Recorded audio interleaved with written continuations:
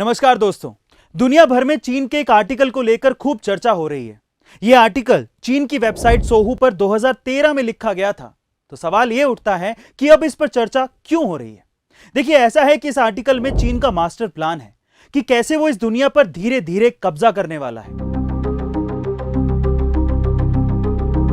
यहां गाइस, इस आर्टिकल में कहा गया है कि चीन 2025 तक ताइवान पर कब्जा कर लेगा और ऐसा होते दिख भी रहा है। इसीलिए यह आर्टिकल फिर से चर्चा में आ गया है। चीन का यह प्लान सिर्फ ताइवान के कब्जे पर जाकर खत्म नहीं होगा, बल्कि इस आर्टिकल के मुताबिक चीन 2030 तक वियतनाम और फिलीपींस जैसे देशों को हराकर दक्षिण चीन सागर पर पूरी तरह से कब्जा जमा लेगा। फिर इसके बाद उसका सबसे बड़ा प्लान 2040 में पूरा होगा। यह प्लान भारत के अरुणाचल प्रदेश पर हमला करके उसे तिब्बत का हिस्सा बनाने का है। अब क्या है यह प्लान, क्या है चीन का मंसूबा और क्या अरुणाचल प्रदेश सच में खतरे में है, जानेंगे मेरे यानी कि अरविंद अरोड़ा के साथ डीप एनालिसिस विद A2 में। तो चलिए सबसे पहले समझते हैं चीन का अरुणाचल प्लान।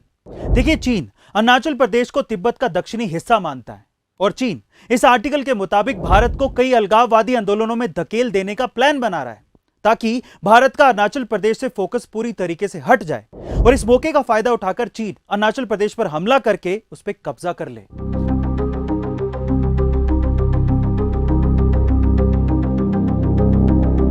अब अरुणाचल प्रदेश को लेकर चीन का दूसरा प्लान सुनिए। मान लीजिए कि अगर चीन अपने पहले प्लान के मुताबिक अरुणाचल प्रदेश पर हमला करके कब्जा नहीं कर सका तो उसके पास दूसरा प्लान भी है। आर्टिकल के मुताबिक चीन पाकिस्तान को कश्मीर पर हमला करने को कहेगा और फिर खुद अरुणाचल प्रदेश पर हमला कर देगा। चीन का यह मानना है कि भारत दोनों मोर्चों पर एक साथ युद्ध नहीं लड़ सकता और ऐसी स्थिति में भारत कश्मीर और अरुणाचल प्रदेश दोनों को खो देगा। अब देखिए, ऐसा है कि यह तो चीन सोच रहा है, लेकिन भारत भी चीन को मुंह तोड़ जवाब देने के लिए पूरी तैयारी कर चुका है।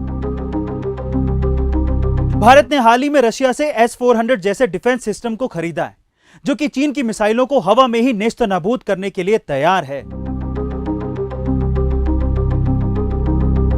साथ ही अग्नि 5 जैसी मिसाइल का सफल परीक्षण करके अपनी तैयारी को पहले से ही पुख्ता कर चुका है भारत।